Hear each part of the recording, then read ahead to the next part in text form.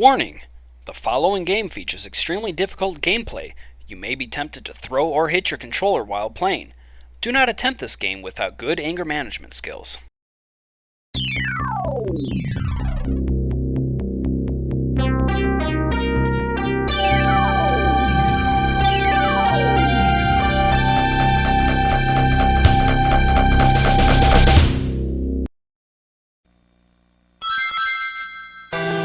Welcome to the next level.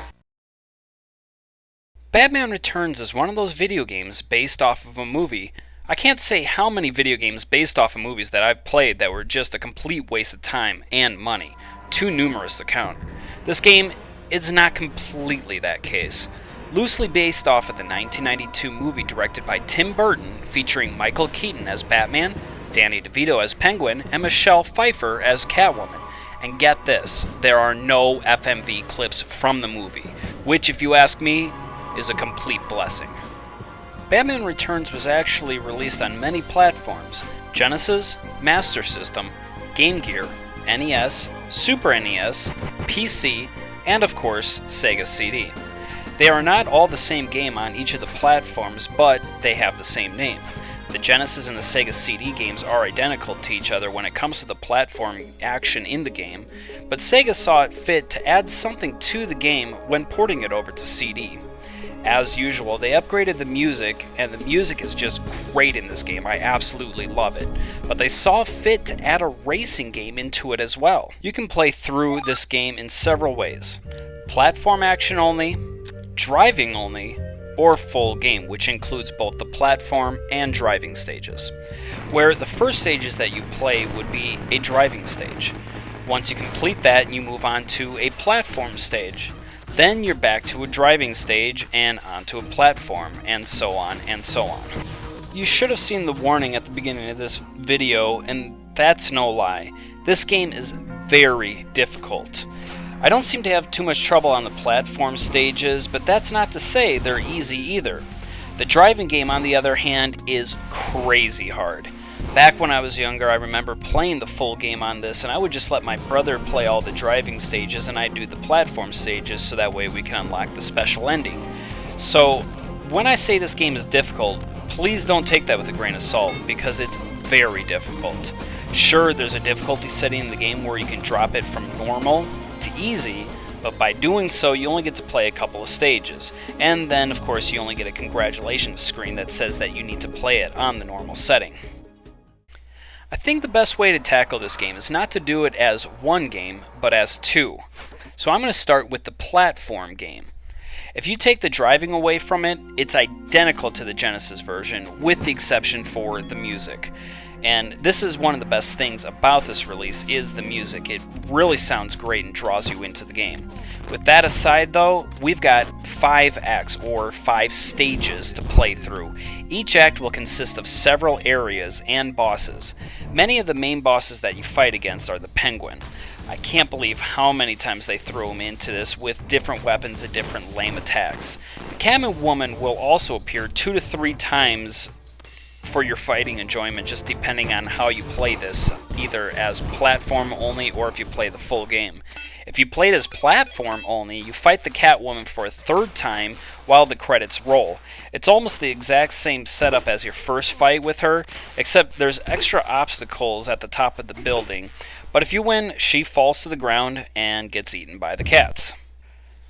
Most of the bosses in this game, if not the Penguin or Catwoman, are very unimaginative. But that's not to say challenging. Man, some of these fights are just downright crazy. But the thing with all of them is, you figure out their patterns and they are quite easy to beat. You only have so many lives though, so learning these patterns will take time. The animations in the platform stages are horrid. Take Catwoman for instance, just look at her flipping. It looks as though there are only 5 frames of animation to complete her flip. The colors are so dark on every one of the stages, it's just dark and dull, it's so ugly. Now, I know Batman is supposed to be dark, but not in the sense of dull and drab. I think my attachment to this game is more of a childhood memory rather than actually being a fun platformer. If I were to take the platform game as its own game, I'd have to give it probably a 3 out of 10. Thank God that is nowhere near where this game has to end though. We still have all the racing to cover. Now, the racing game, as with the platform, has 5 acts, with each act having 6 sections each. You'll end up fighting 2 bosses per stage, and I think the thing that really draws me into the racing game is the detail.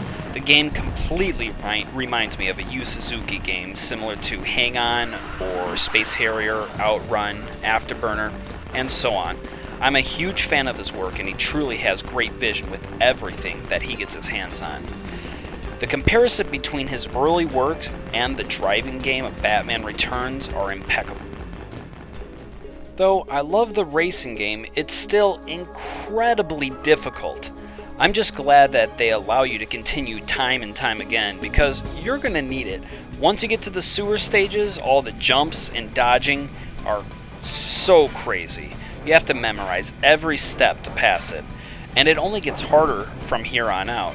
So please, if you attempt this game, make sure that you have a good way to control your anger, because it's inevitable. You're gonna get angry. Some of the bosses in the game you have to simply ram with your Batmobile into the back of the vehicle. Now, for the first boss, you have to knock the clowns off the ladder. That at least makes sense. But what's the deal with ramming the back of this ice truck? I mean, who decided it was a good idea to mark the weak point with their truck with a big bullseye? Sure, you have to be careful to ram it, otherwise a giant block of ice will drop down on you, but still, hey, Batman, ram here. That's all they forgot to add.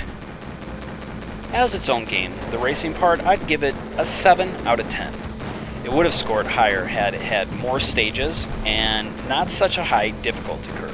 If it started the game out maybe a little bit easier and gradually become harder, like most games do, but this game almost right off the bat is extremely difficult. If you combine the games together with both the platform and the driving like was intended, I'd have to give it a 5.